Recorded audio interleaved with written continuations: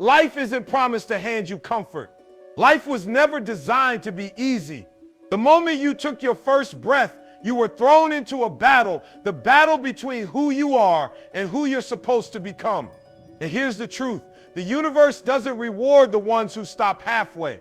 It rewards the ones who keep walking through the fire, even when their legs are trembling. Most people break because their mind convinces them the pain is permanent. But I'm here to tell you, it's not the pain that defines you, it's what you decide to do with it. If you quit, your story ends in regret. But if you push, if you refuse to fold, that same pain becomes the proof that you were built for something greater. So the question is, there's an old proverb that says, fall 7 times and rise 8. That's the mentality of a true winner. It's not about perfection, it's about persistence. When I say winners don't quit, I mean they've decided deep down that giving up is not even an option on the table. A quitter will always find a reason to stop, too tired, too broke, too hurt, too much opposition. But the winner looks at those same reasons and says, that's why I have to keep going. Think about the great General Hannibal of Carthage. So when he led his army through the Alps to face Rome, his men looked at the mountains and said it was impossible. Do you know what he told them? We will either find a way or we will make one. That's the voice of someone who refuses to quit. If he had turned around at the sight of those mountains, history would have never remembered his name. That's the difference. Quitters vanish, winners leave legacies. I need you to understand something. Your dream will test you. Your vision will stretch you. You will face walls so high that quitting will look like the easy way out. But here's the truth. There is no easy way. Quitting doesn't erase the pain. It just replaces it with the pain of regret. And regret is heavier than any burden you carry, chasing your dream. So I'm asking you right now, when the road gets tough, when your back is against the wall, when you've got 1,000 reasons to quit, choose the one reason to keep going, because winners don't quit and quitters don't win. Listen, I know pain hurts. I know it burns. It breaks you down. It makes you question why you even started. But I need you to hear me loud. Pain is not permanent. It is a season. It is a storm. And storms don't last forever. What feels unbearable today will one day be just a memory that shaped you into something stronger. But quitting carves its name into your soul. Quitting is the scar you can't heal from, the weight you carry for the rest of your life. You see, every human being has 2 choices when pain comes: endure it or escape it. And the tragedy is most people choose escape. The moment life gets heavy, they back down. They tell themselves, this is too much. I wasn't made for this. But listen to me. Your body may ache. Your mind may scream. But you were built to withstand. The philosopher Seneca once wrote, it is not that we suffer, but that we suffer without meaning. Pain has meaning when you tie it to your purpose. Pain becomes fuel when you see it as part of the path to greatness. Think about the blacksmith shaping steel. The fire is hot, the hammer is heavy, and the blows are relentless. But what comes out of that fire? Strength. A blade sharp enough to cut through anything. That's you. Life puts you in the fire. Life hammers you down, not to destroy you, but to forge you into something greater. But if you quit in the middle of that process, you never become what you were meant to be. Alexander the Great once pushed his army through deserts where water was scarce, where the sun drained every ounce of strength from their bodies. Soldiers wanted to turn back, but he pressed forward, telling them that the glory of conquering was worth more than the comfort of retreat. Imagine if he had quit. History would have forgotten his name. Pain is the price of progress, but quitting guarantees you'll never even step into the arena of greatness. Here's the truth. The pain you feel right now will pass. It will fade. It will heal, and it will become the story of how you survived. But the regret of quitting never leaves. It echoes in your mind. It whispers in your quiet moments. It follows you into every dream you abandon. And that's a weight far heavier than pain itself. So when you're hurting, when you feel like you can't take another step, remind yourself this pain is temporary. But if I quit, that quitting lasts forever. You can't pray your way out of pain. You can't wish it away. You can't run from it because pain is baked into the process of growth. If you're chasing greatness, pain isn't a punishment. It's proof. proof that you're moving forward, proof that you're stretching beyond the ordinary. Every dream worth having will demand a price, and that price will always include pain. The problem is, most people think pain means stop. They think discomfort is a sign that they're doing something wrong. But in reality, pain is a sign that you're alive, that you're fighting, that you're breaking out of what was comfortable. A seed can't become a tree unless it first breaks apart under the soil. There is no birth without struggle, no crown without thorns. The Persian poet Rumi once said, "The wound is the place where the light enters you." That's not just poetry, that's life. The very places where you hurt are often the exact places where your greatness is born. Look at the builders of the ancient pyramids, men who labored under the blazing Egyptian sun, carving massive stones, hauling them with sweat and blood. Was it painful? Absolutely. But centuries later, the world still stares in awe at what their suffering created. Their pain became a monument. And the same is true for you. Your process will hurt, but the legacy it builds will outlast you. Think of the artist chiseling marble into a statue. Every strike is violent. Every chip is destruction. But without that breaking, there is no masterpiece. That's your life. Every challenge, every sleepless night, every tear is shaping you into something you can't yet see. And yes, it hurts, but it has to hurt because greatness doesn't grow in comfort. Marcus Aurelius, the Roman emperor and philosopher, once said, "The impediment to action advances action.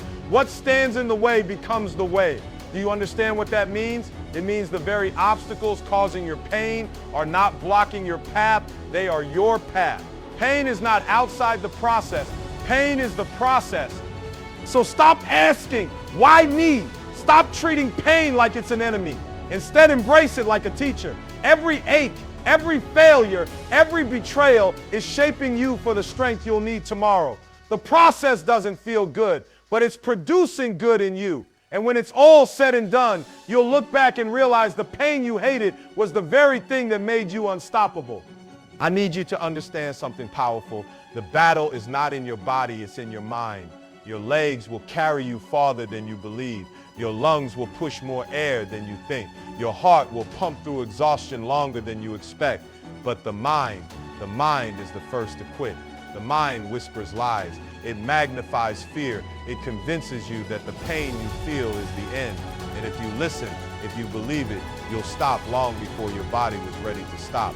The Stoic philosopher Epictetus once said, "Men are disturbed not by things, but by the view which they take of them."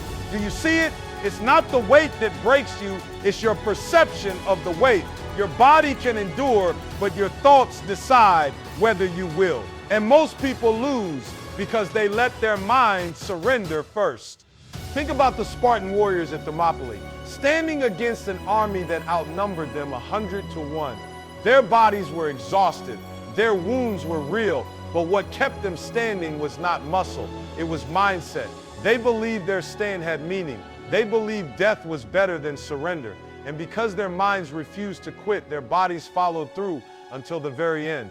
That's the level of mental strength you need. I'll tell you something I've learned. Fatigue is often just your mind begging for comfort. It says, "Stop, this hurts. You've done enough." But when you push past that point, you discover a second wind, a deeper reservoir of strength you didn't know was there. That's why runners hit what they call the wall and then break through it. It wasn't their legs failing, it was their mind setting a limit that wasn't real. Your brain will always choose safety over struggle, survival over sacrifice. But greatness doesn't come from playing it safe. It comes from telling your mind, "I hear you, but you don't control me." Your body is stronger than you think, but you'll never know until you silence that voice of doubt. Remember what the philosopher Heraclitus said, "It is hard to fight against impulse. Whatever it wishes, it buys at the expense of the soul." Your impulse to quit is not truth, it's temptation. If you win the war in your mind, your body will follow. So the next time your mind says you can't, tell it you must. Because your body isn't finished, it's just waiting for your mind to believe. Everybody wants greatness, but nobody wants the weight that comes with it. Let me tell you, greatness doesn't show up wrapped in comfort. It comes dressed in struggle. It doesn't arrive with applause. It arrives with silence, with nights when nobody believes in you, when everything in you is begging to stop. That's the price tag of greatness. And if you're not willing to struggle, if you're not willing to endure, don't expect to touch it. There's an ancient saying, smooth seas never made a skilled sailor. Do you know why? Because strength is born only in resistance. Without storms, there are no captains. Without battles, there are no victors. Struggle is the gatekeeper of greatness. It separates the dreamers from the doers, the pretenders from the relentless. Think of Hercules, the Greek hero. His legend wasn't built on ease. It was built on labors, trials so overwhelming that each one looked impossible. Slaying beasts, lifting mountains, wrestling with gods. Every struggle etched his name deeper into history. Had he chosen the easy path, no one would have remembered him. Your life works the same way. The struggles you endure become the chapters of your legacy. You've got to stop running from the hard parts. Struggle is not your enemy, it's your training ground. Endurance isn't punishment, it's preparation. Look at gold. Do you think it shines just because it exists? No, it shines because it survived fire. It endured the heat, the pressure, the purification process. And only then does the world see its value. The same is true for you. The philosopher Aristotle once said, "We are what we repeatedly do." Excellence then is not an act, but a habit. Endurance is the habit of greatness. Day after day, showing up, fighting through fatigue, carrying the weight when no one claps for you. That's how greatness is carved. It's not one moment of glory. It's 1,000 moments of struggle strung together by endurance. Here's the truth. If you want greatness, you have to be willing to suffer for it. You have to keep walking when your legs shake, keep climbing when your hands bleed, keep believing when your heart is heavy, because the struggle you're facing today is the proof that you're on the right path. And the endurance you build through it will make you unstoppable tomorrow. So hear me, greatness doesn't come cheap. It demands struggle, it demands endurance, but if you pay the price, the reward will echo for generations. Every time life knocks you down, you have two choices. See it as the end or see it as the lesson. And the truth is, every setback is a setup for your success. You can't grow without resistance. You can't rise without falling first. The very moments you call failures are often the chisels shaping you into who you're supposed to be. There's an old saying, the arrow that is to be shot forward must first be pulled back. Do you get that? Setbacks don't mean you're losing ground. They mean you're being positioned. The pullback is uncomfortable. It feels like you're going in reverse. But in reality, life is loading you for greater distance. Without that tension, without that backward stretch, there is no forward launch. Think about Thomas Edison. He didn't stumble upon the light bulb by accident. He went through thousands of attempts, each one labeled a failure by others. But Edison himself said he didn't fail. He discovered thousands of ways that didn't work. Each setback gave him data. Each failure sharpened his vision until success became inevitable. That's not defeat. That's preparation. You've got to change how you see setbacks. They're not punishment. They're instruction. When Rome burned, Marcus Aurelius wrote in his Meditations, "What stands in the way becomes the way." The very thing you thought was breaking you is actually building you. The heartbreak, the rejection, the closed doors, all of it is molding your character, sharpening your endurance, teaching you lessons that comfort could never give. Picture a potter shaping clay. He pushes, he presses. Sometimes the clay collapses under his hand. But does he throw it away? No. He starts again, reshaping it until it becomes a vessel of purpose. That's your life. Setbacks are not the end of your story. They're part of the process that gives your story meaning. The greatest tragedy is not falling, it's refusing to rise again. Because every time you rise stronger. Every time you recover wiser. Every time you bounce back, your faith, your resilience, your hunger grows. And that growth is the foundation of your success. So when you hit a wall, when you stumble, when you fall flat on your face, don't curse the moment. Don't quit in the middle of the lesson. Remember, the setback isn't there to stop you. It's there to shape you. And if you let it shape you, success will follow. The saddest truth I've seen is this. Most people never fail because they weren't capable. They fail because they quit too soon. They walk away just inches from the finish line. They give up on the dream, not because the dream was impossible, but because the process felt unbearable. And that's the tragedy. So many graves are filled with unfinished potential, not because life robbed them, but because they robbed themselves. There's an old African proverb that says, the child who is not embraced by the village will burn it down to feel its warmth. In the same way, people who don't endure long enough to embrace success end up burning their own dreams out of frustration. They quit when the night is darkest, not realizing dawn was just moments away. Look at the story of Moses leading the Israelites through the wilderness. 40 years of struggle, hardship, and wandering. So many in that journey gave up, complained, and lost faith right before the promised land was within reach. That's what most people do. They collapse under pressure, not knowing the reward was closer than they imagined. And here's the truth about life.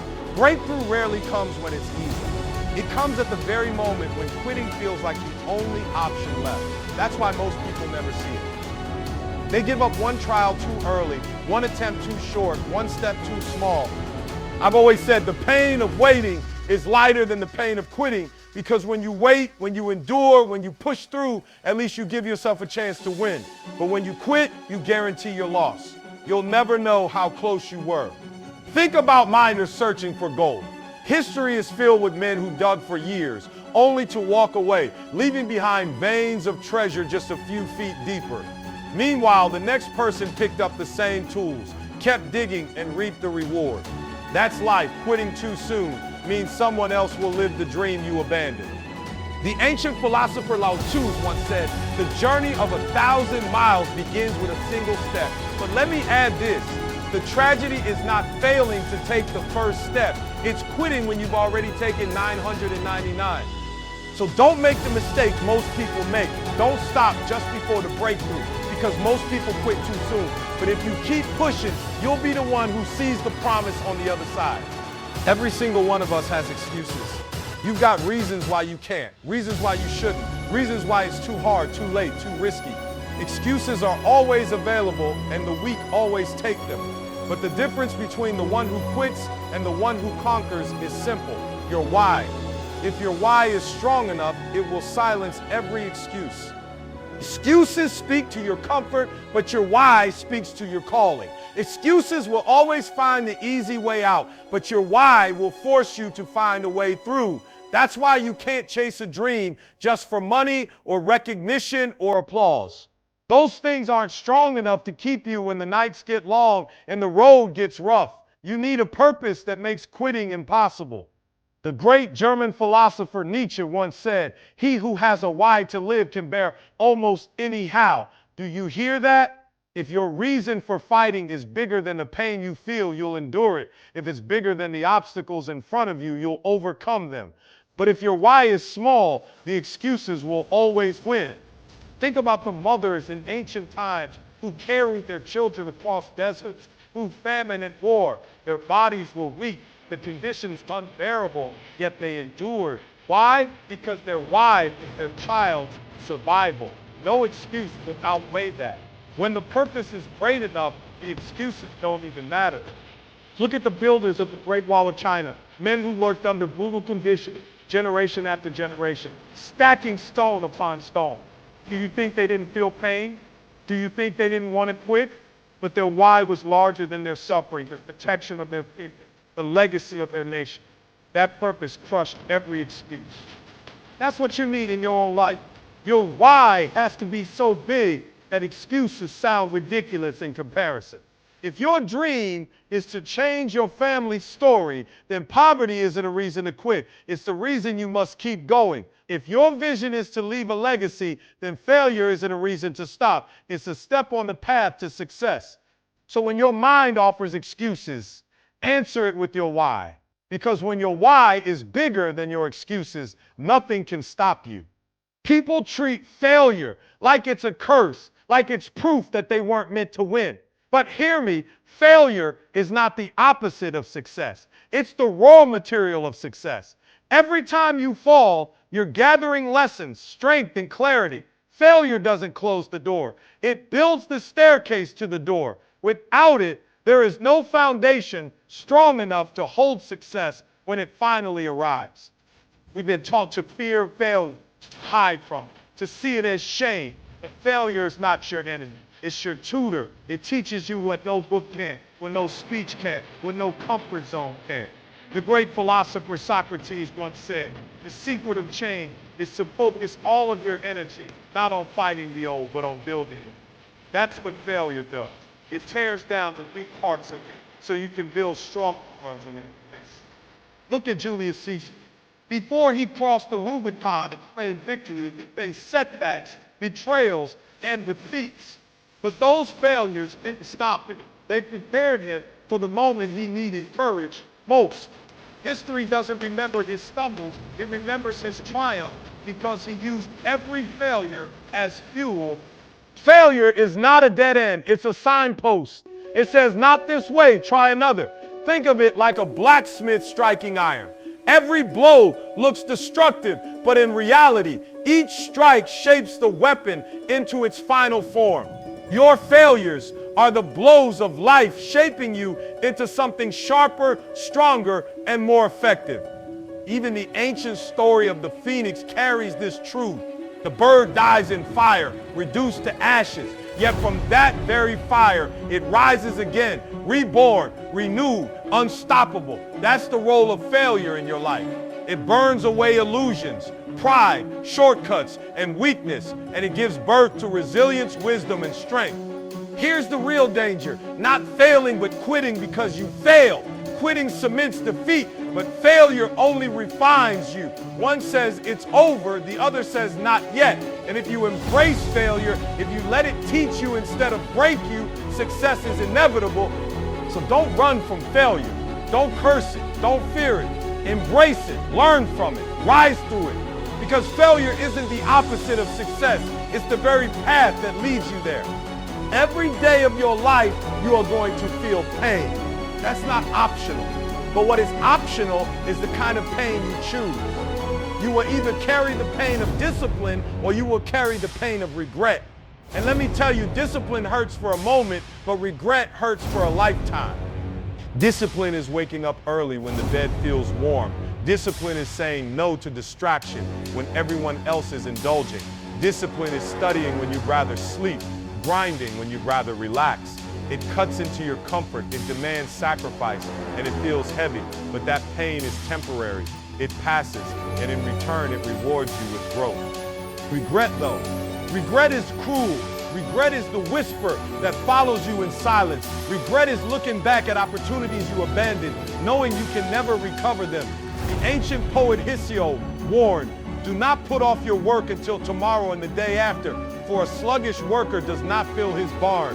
That's regret, the pain of wasted time, wasted chances, wasted potential.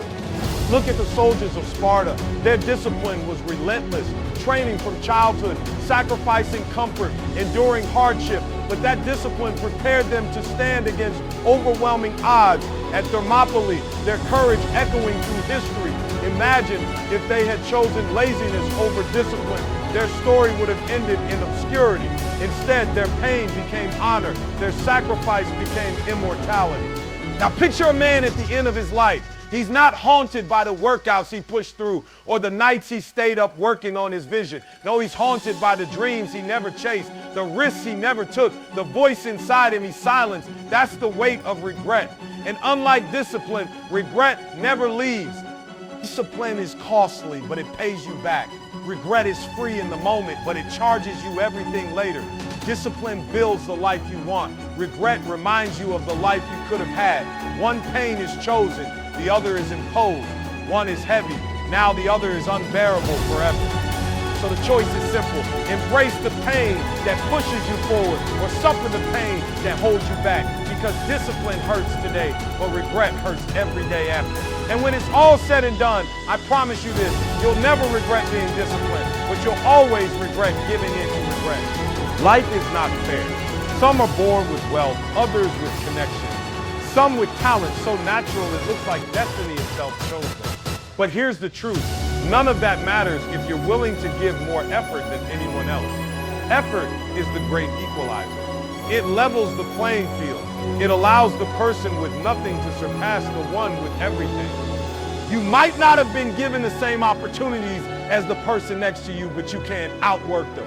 Effort doesn't care where you come from, who your parents are, or what resources you lack.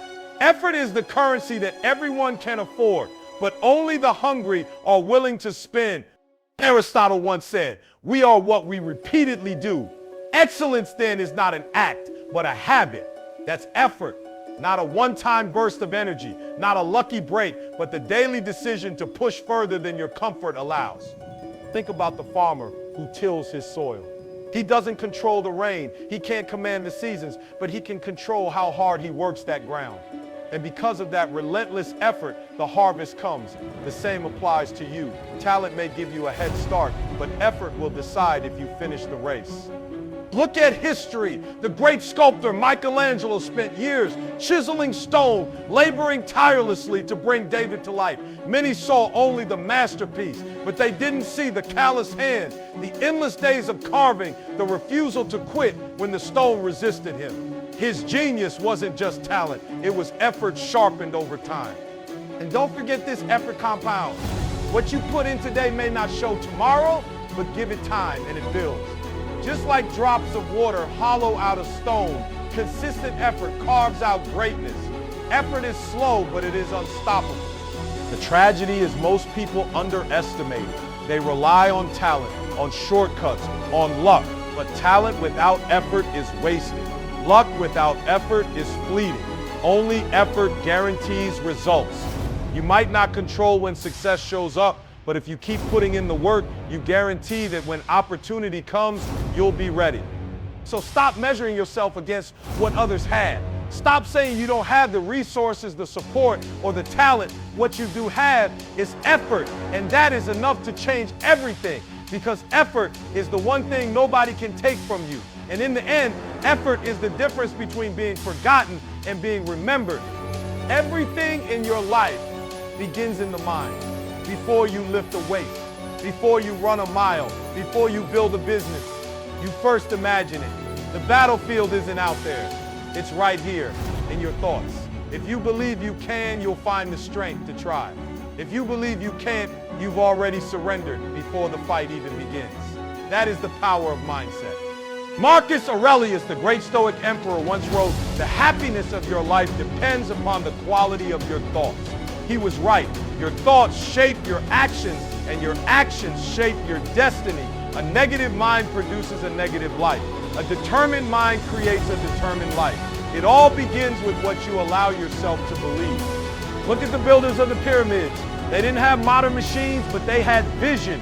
Their belief that it could be done fueled their effort. And because of that mindset, their work still stands thousands of years later. That's the legacy of a mind that refuses to accept limits. Here's the truth. Your mind is both your greatest weapon and your greatest enemy. Feed it doubt, fear, and excuses, and it will chain you. Feed it discipline, hope, and belief, and it will free you. You don't rise above challenges by chance. You rise by changing the way you see them. Obstacles are either walls that stop you or stepping stones that elevate you. The difference is mindset. Think of a child learning to walk. They don't say, "I've fallen 3 times, maybe I'm not meant to walk." No, their mindset is pure. They fall and get back up until walking becomes running. But as adults, we lose that resilience because we let fear take over. We let failure define us. That's why you have to retrain your mind. Go back to that childlike mindset that says, "I will keep going until I master this." Your mind is like a garden. If you plant weeds, negativity will choke out your potential. If you plant seeds of belief, discipline, and persistence, you'll reap a harvest of success. You can't control everything in life, but you can control your thoughts. And when you master your thoughts, you master your future. So remember this. Greatness begins with belief. It is not talent, not luck, not resources. It is mindset. Change your thinking and you will change your life, because the person who believes they can is already halfway there. Now hear me. Everything you've listened to today comes down to one choice. Will you give up or will you keep pushing forward? Life will test you. It will break you down, strip you of comfort, and dare you to quit. But quitting is not an option for those who want to taste greatness. The pain you feel now is the price of your future. The grind, the struggle, the discipline, it's not punishment, it's preparation. History doesn't remember the ones who stopped halfway. It remembers those who fought when their bodies were tired, when their minds screamed to quit, but their spirit refused to fold. That can be you, but only if you decide right here, right now, that you will never give up. So push. Push when it hurts. Push when no one is watching. Push when it feels impossible. Because on the other side of that struggle is the life you were meant to live. Your future is calling you, but it won't wait forever. Answer it with action. Answer it with sacrifice. Answer it with persistence. Keep moving forward, because the only way to lose is to stop. Too often knowing the sun is waiting on the other side.